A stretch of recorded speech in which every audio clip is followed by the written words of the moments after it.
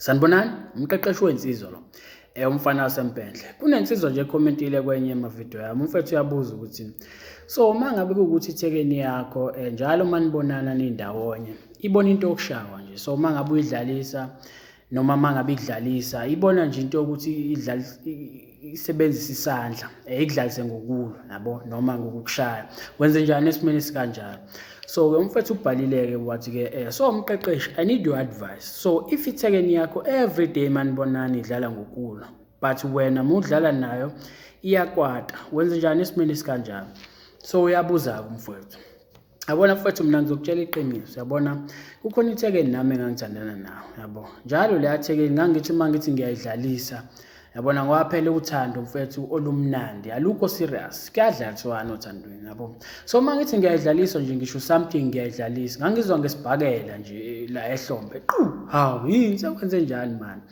Hayi yona singishaya ngesibhakela and kwakwe yasemakhaya-ke leya ngane isibhakela sawo sasizwakala, kwakuyesensizwa nje, yabo. So-ke kanti indaba yachaza before nje ukuthi ngathi mangi-understand i-background yayo yachaza ukuthi isoka layo eyayithandana nayo njalo lalishaya, yabo. So nje lalihlukumeza kakhulu, lishaya ingane. Shuthi lento yagcina isingene kuphi nasekhanda kuyona ukuthi nje njalo udlala ngokulwa noma kumele usebenzise isandla nje, yabo, ushaya. So-ke esimeni esikanjalo mfethu ingakho ngithi kuwena kubalekile ukuthi umuntu u-understand i-background yakhe, yabo, ngoba amathekeni amaningi la ngaphandle ahlunyeziwe mfethu, ahlunyeziwe amasokawo before abewashaya amanye, yabo. So kumele u-understand umuntu wakho, uzama ukumphenya, yabo, ukuze understand ukuthi umuntu kanjani. Amanye-ke awahlunyezwanga ngamasoka kuphela, amanye aqhamuke emndenini la uthola ukuthi khona kuhlezi kunomsindo, yabo, kunomsindo, kuyamenyezwa, kuyaliwa, kuyashawana, utshwala, yabo. So lo muntu mangabe ekhula ukhula naleyo nto leyo because ingena la ekhanda kuyena ukuthi okay into vele ekumele yenzeke, yabo. As much as mhlawumbe ngathi uziqoqile yena but ngeke because lento uyikhule nje eyibuka yenzeka, yabo, iyahlala nakuyena. Uthi mangabe edlalisa uzokudlalisa kanjalo ngokulwa because vele uqhamuke ekhaya la khona bekushawana khona kakhulu, yabo, bekuliwa, kunomsindo nje, yabo. So ingakho kumele u-understand i-background yakhe. So umuntu u-understand kanjani i-background yakhe? Yabona mangabe unentombazane, hlezi ngikutshela ngithi kumele kube wena ophatha ingxoxo. So uyiphatha kanjani ingxoxo? Kumele kube wena, yabona mangabe nimabili nikhuluma nomuntu, ngisho athi ukhuluma nobani, lo obuza imibuzo, yabona, obuza imibuzo kakhulu uyena ophethe ingxoxo, yabo. Ngisho ku-interview basuke befuna uku-understanda wena, ibona basuke bephethe leyo interview, bafuna uku-understanda wena ukuthi uyinhlobo enjani yabhenda, uzokwazi ukufitha kulo msebenzi lona, yabo.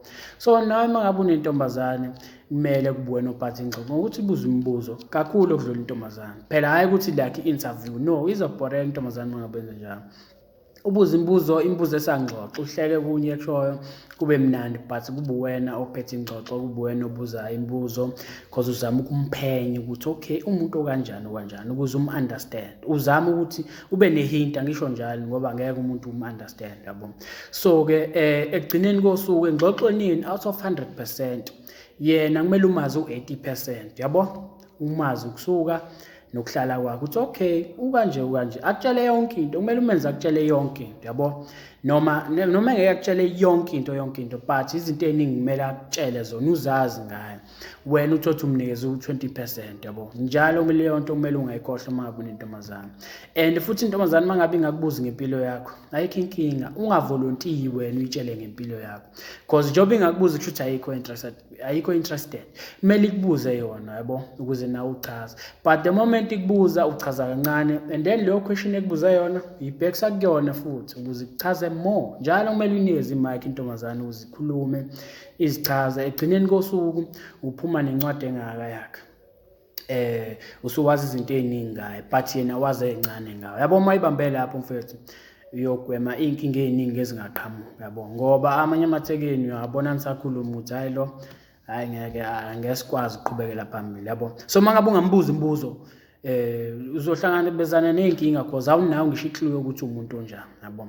So kumele uyibambe lapho mfethu. So nawe esimene esikanje mfethu kumele uhlale phansi nawe lethekeni uyitshele ukuthi yabo awuyithandi lento yokuthi nidlalisane ngokunjalo, uma idlala nawe ibona into yokushawa yabo ube serious ungahleki yabo uyitshele ukuthi yabona ngoba lento izoba nomthelelo omubi othandweni lweni uyitshele yabo ube serious so uma ukuthi iyaqhubeka ke mfethu ayikho into ongayenza ungamshiya umuntu kanjalo because uma ukuthi awujabulile and uyabo ukuthi lo muntu uhlezi ekushaya yabo ngeke uhlale nomuntu uhleze ekudlalisa ngokulwa ngoba yazi njengoba kudlalisa ngokulwa ngelinye ilanga yokushaya ngenye impama yokushaya ngoqanduqandu lempama kusakaza ngempama nje ungakholwa yabo and uma bese kusakaza ngempama ke impama umuntu esifazane izokucasula obvious vele izokucasula so vele ngoba impama iyacasulana futhi so uma ngabe esekucasula ngempama uzokwenza njani uzomshaya ngenqindi wena so uma ngabe uzomshaya ngenqindi usuyamlimaza usiyahamba emaphoyiseni usiyakubopha yabo